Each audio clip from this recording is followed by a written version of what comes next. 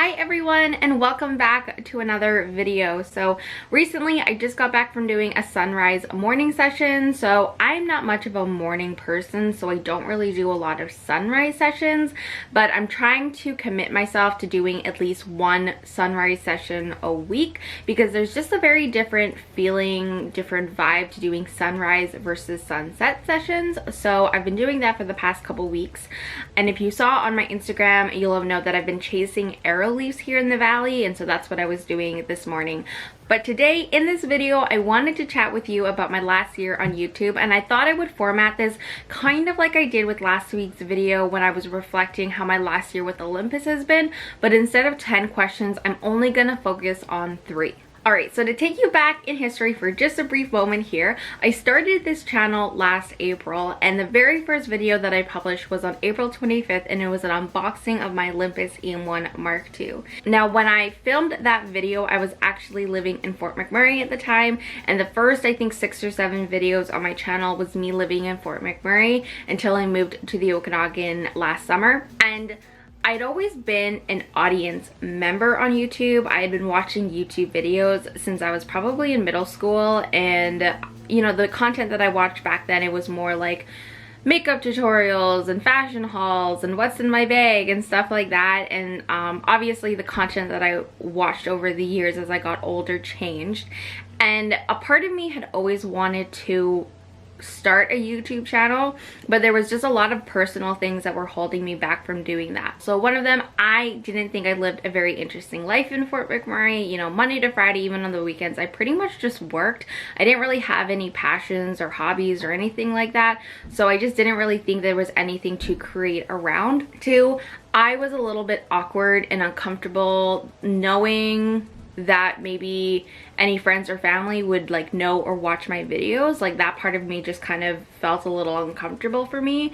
And 3, I wasn't comfortable being in front of the camera. Like, why do you think my very first video uploaded on this channel didn't even show my face? It's because I was not comfortable being in front of the camera. But I loved, particularly in the last year or 2, just loved watching like YouTube videos about travel and organization and planning and business, that it just really, for the past couple of years, made me really want to start my own YouTube channel. And what really pushed me to doing it, what really pushed all of these other concerns aside, was when I decided to pursue photography. Because when I made that choice, all of these other things kind of became just more like excuses for not doing something, and photography really just pushed me to creating this channel. So now I maintain this channel so I can provide any form of value to you, so I can create, so I can share, and so I can connect with all of you. So in very unexpected ways, YouTube has changed my life in a couple of ways. So 1, I am way more comfortable being in front of the camera. So before I started filming videos and uploading them so the whole world could see,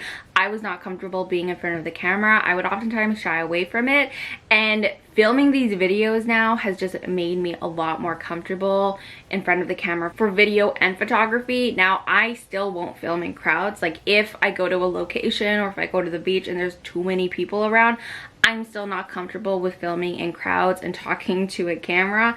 So I don't do that, but maybe one day I will. Creating videos for YouTube has made me just more comfortable being in front of the camera. 2, it's a great creative outlet for me every single week. So every single week I create a YouTube video that goes up on Saturday, and out of the 3 processes of writing the outline, filming the video, and then editing the video, the editing part is probably my favorite of the 3. Even if I'm not that good at it, I just kind of enjoy the editing process, but it is like a super great creative outlet for me, like every single week. And 3, I've mentioned this before, but I absolutely love to travel. Now, obviously I'm not traveling right now, but through YouTube, through Instagram, I get to virtually meet people from all over the world. So when I get to have this like conversation, this personal conversation with someone from a different country, that to me is super amazing and cool, and just makes me want to continue with creating videos with YouTube, because I just love that sense of community and I just love that connection I have with people all over the world. Now, creating and maintaining this YouTube channel does have its struggles, and I specifically want to talk about 2 challenges that I've had in the past year, and some of them that I'm still experiencing, because maybe there's some like nuggets of wisdom in there that might help you. So the first struggle that I experienced for the first, I would say 6-7 months of this YouTube channel was consistency. So I would try to publish a video on Saturday, but then sometimes I would get busy, sometimes I wouldn't have a video idea, sometimes I would film it but it would not look good or would not be good, and so I just wouldn't put it up on Saturday and I would just miss the weekly upload.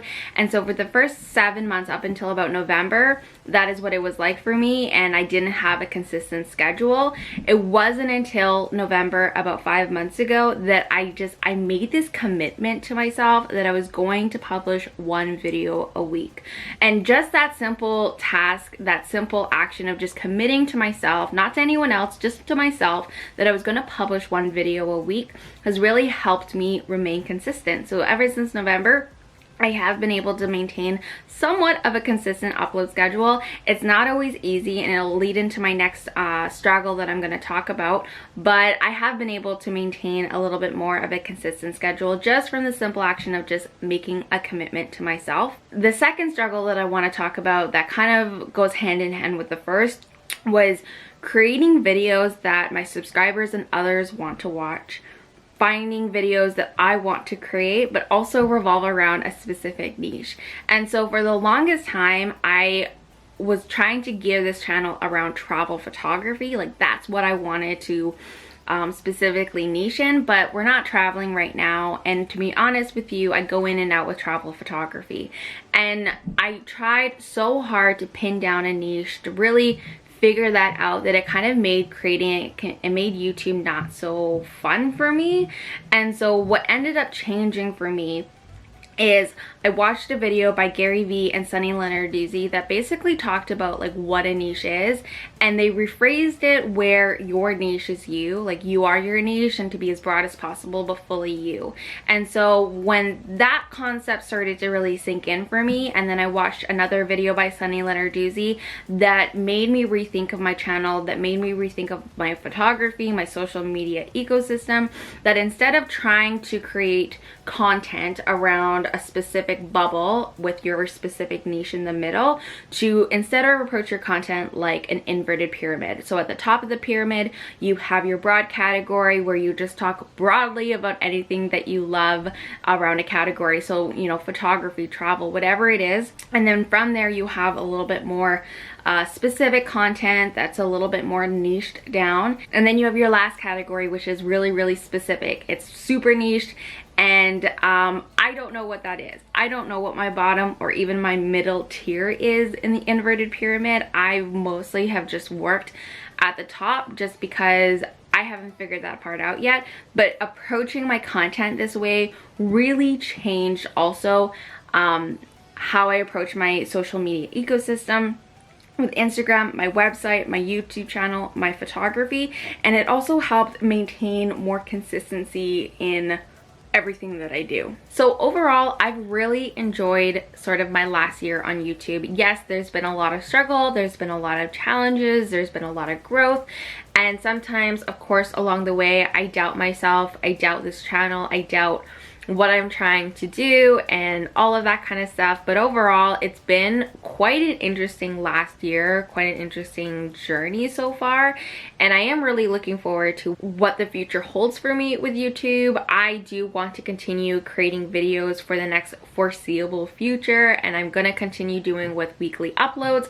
I was debating at one point trying to do twice a week uploads, but I'm not sure if that's sustainable for me, and I just don't have a good grasp on that yet. So I'm just kind of keeping to the 1 weekly uploads, but I might venture into doing more than once a week. I'm really looking forward to how this channel might morph in the future as I become a little bit more experienced with photography and as I explore the world more and learn more. But I do want to really personally say thank you to all of you that subscribe and tune in to these weekly videos. It really means a lot to me, and it means so much when I like see familiar faces and names comment on the videos. If you have any questions, just leave a comment for me down below. Thank you so much for watching today's video, and I'll see you in the next one.